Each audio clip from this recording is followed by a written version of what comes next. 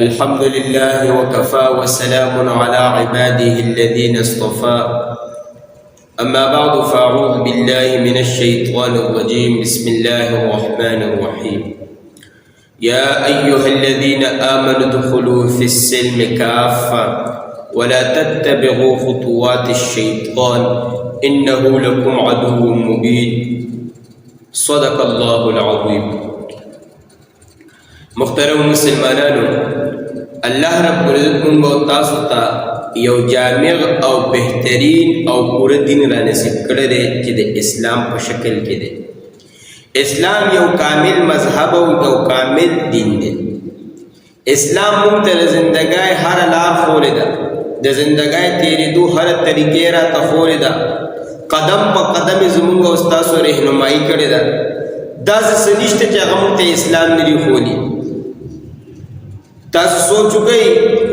د اوجد کار هغه الحمدلله اسلام موږ ته ښوولی دی. د کمتر شي هغه موږ ته اسلام ښوولی دی. حج نه راوالی د طوافونو نه چې راځه تر واړو کولو او دسو چولو پورې د دې طریقې موږ ته اسلام ښوولی دی. د واړو کولو طریقې راته ښوولې ده، د هغې د ناستې طریقې راته ښوولې ده، د اودسماسې طریقې راته ښوولې ده، بلکې د هر څه طریقې راته ښوولې ده. نو اسلام یو کامل مذهب دی. خو اوس څه خلک دي چې هغه د نورو مذاهبو نه متاثره دي او ځان ته تعلیم یافته خلک وایي، حالان کې هغه خلک چې دي نو هغوی ته به ناپویه وو چې هغوی اسلام ته نه ګوري، د اسلام قوانینو ضوابطو ته نه ګوري او اخوا د نورو مذاهبو څیزونو ته ګوري او هغوی نه متاثره کېږي. نو دې سره موږ سره د دې وجې موږ کې مختلف رسمونه رواجونه را دننه شو چې هغه موږ د انګریزانو نه، د هندوانو نه، د نورو مذاهبو نه واخیستل. نو په دې وجه تاسو سوچ وکئ حالات راته خراب دي، پریشانۍ زیاتې شوې، ټینشنونه زیات شو. که چېرې موږ او تاسو د اسلام په اصول زندګي تېروو، د اسلام قوانین پالو کوو، هېڅ هم نشته. خوشحالي به وي، سکون به وي. کله چې ټول خلک د سنت طریقو مطابق رالل، هېڅ چا ته به پریشاني نه وي، هېڅ چا ته به پریشاني نه وي. هر څوک به په سکون کې، خوشحالۍ کې وي، امن کې وي. نو محترمو دې سره موږ کې یو خراب رسم چې اوس را دننه شوی دی، هغه د اپریل پول دی. اپریل پول څه څیز دی؟ د دې باره کې ستاسو خدمت کې یو څو خبرې غرض کوم چې نن سبا ډېر خلک چې ځان ته تعلیم یافته وایي په دې فضول رسم کې اخته دي. د هغې خدمت کې یو څو عاجزانه خبرې غرض کوم چې دا خبرې به د مفتی فدا محمد صاحب دامت برکات العالیه د هغې د کتاب اهم فقهي مسائل د هغې نه عرض کوم. د ځان نه درته نه وم محترم چې ستاسو په سوچ او سمجھ کې یو څو خبرې راشي. لومبی دا چې د اپریل پول تاریخي حیثیت سره د هر یو شي یو خپل تاریخي حیثیت دی، د دې خپل تاریخي حیثیت دی. نو یاد ساتئ چې د دې چې کوم تاریخي حیثیت دی نو هغه عقل هم نه مني، دماغ یې نه مني چې دا د کوم وجوهاتو نه په وجود ته راغلی. لومبی چې د هغې کې هسې خو ډېر خلکو پې تحقیق کړی، خو زه درته یو څو پیش کړم. بعض مصنفین وایي چې په فرانس کې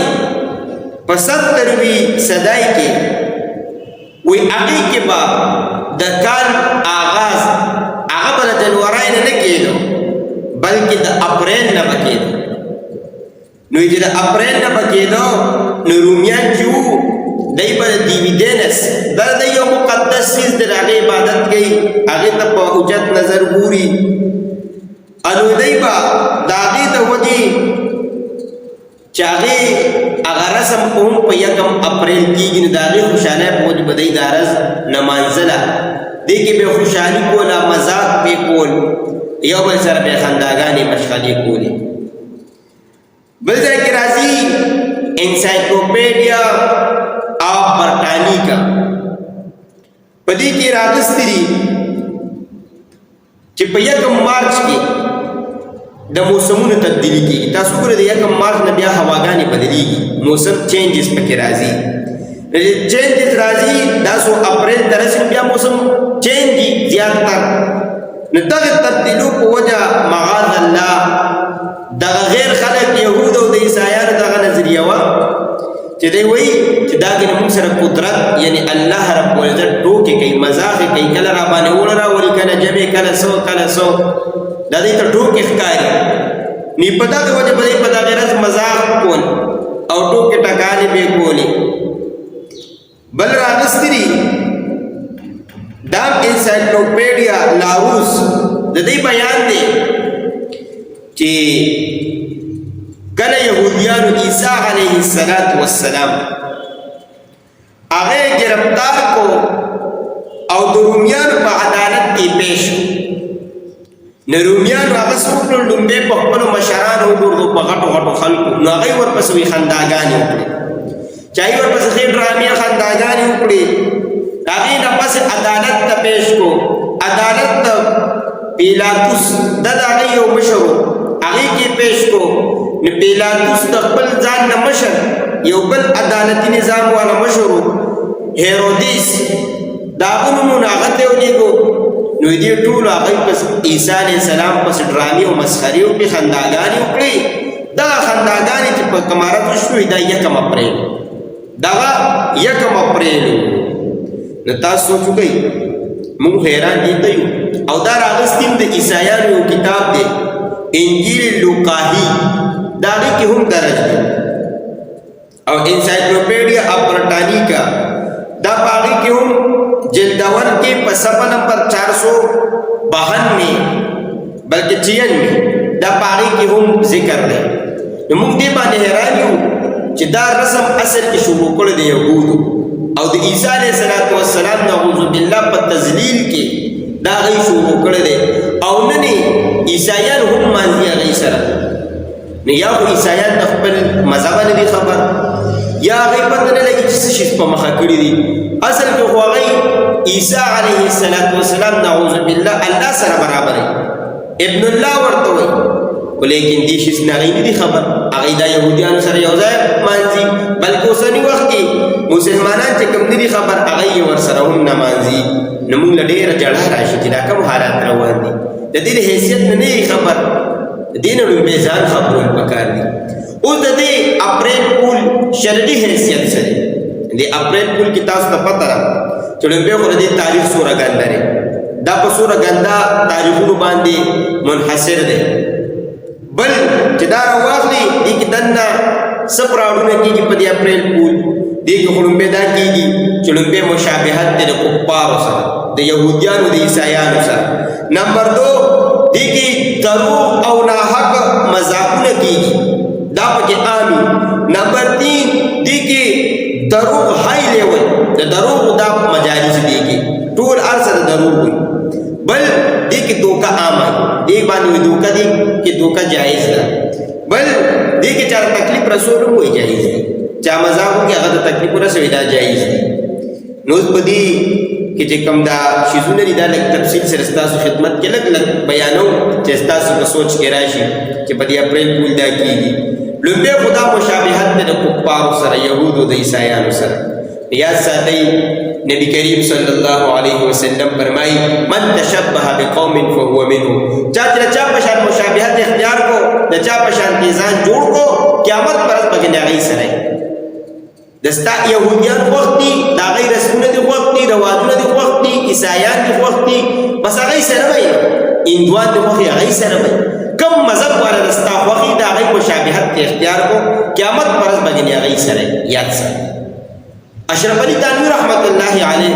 چې دا زموږ یو ډېر لوی عالم او ډېر لوی بزرګ انسان تېر شوی حکیم الامت ورته ویلي کېږي هغه یو واقعه نقل کړې ده و یو پیرو په لاره روانو سره د مریدانو او پانې خوړو په دغه رز باندې د غیر مذهبو داسې رز وه چې هغوی به رنګارنګ رنګونه ګیر چاپېره نوستل او رنګارنګ رنګونه به یې جوړول دا هم به پکې یو رسم وي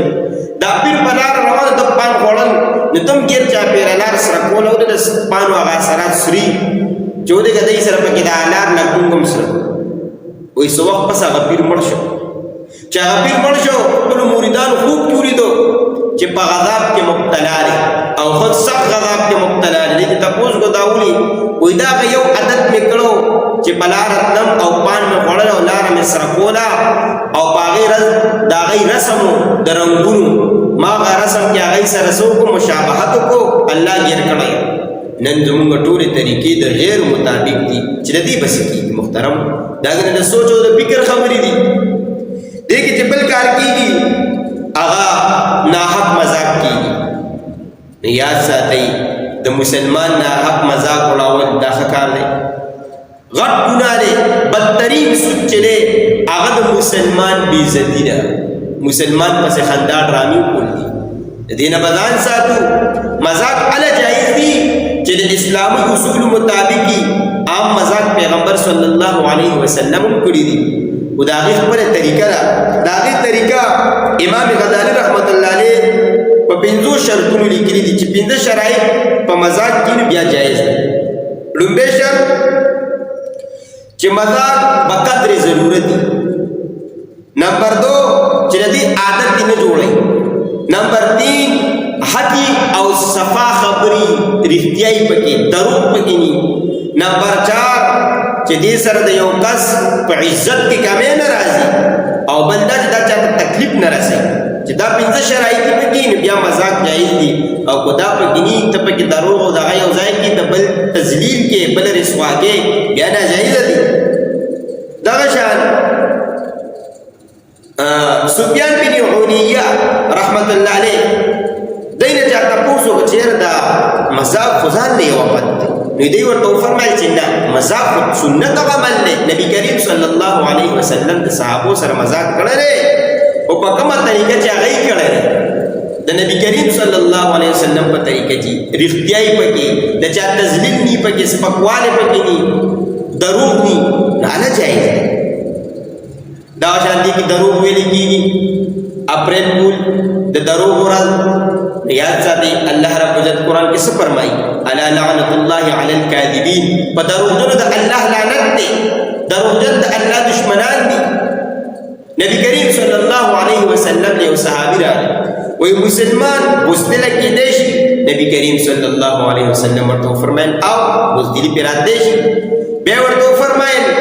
آیا مسلمان بخیل کېدی شي کنجوسه شوم پیغمبر اسلام فرمایل او دا پکې راتلی شي بیا ورته وی آیا مسلمان دروغجن کېدی شي نبی کریم صلی الله علیه وسلم فرمایل چرېنا دا د مسلمان خاصیت نه لري چې دی به دروغجني مسلمان به چرې دروغ نه وایي دا یاد ساتئ محترمو چې دروغ نه ډېر ځان ساتي دې سره دې کې بل څه کېږي دوکه نو مسلمان له دوکه ورکول مسلمان په دوکه کې اخیستل څومره لویه ګناه ده د دوکې تړاکې نه خو به ځان اړخته ساتي دې سره سره مسلمان له تکلیف ورکول دا دې وی په دې اړه جایز دي مسلمان له تکلیف ورکول جایز دي یو انسان له تکلیف ورکول جایز دي یو زراعت له تکلیف ورکول جایز دي یاد ساتئ محترم دا دې کې ډېر قباحتونه پراته دي دا د اسلامي اصولو مکمل خلاف دی شرعاً حیثیت ته چې دی وګورو د دې قسمه رسمونو رواجونو نه ځان محفوظ کړو خپل کشران پوه کړو خپل ځان پوه کړو خپل ځان او خپل کشران د اسلام د اصولو مطابق کړو محترم سنت اعمال اپناو کړو زندگی په سنت معطره کړو زندګۍ کې سنت اعمال راوړو دا به زموږ ستاسو لپاره دنیا او آخرت کې د بهترۍ ذریعه ځان د غیرو د رسمونو رواجونو نه محفوظ کړو الله رب العزت را خبر زموږ ټول په عمل کې راولي واخر الدعوانا ان الحمد لله رب العالمين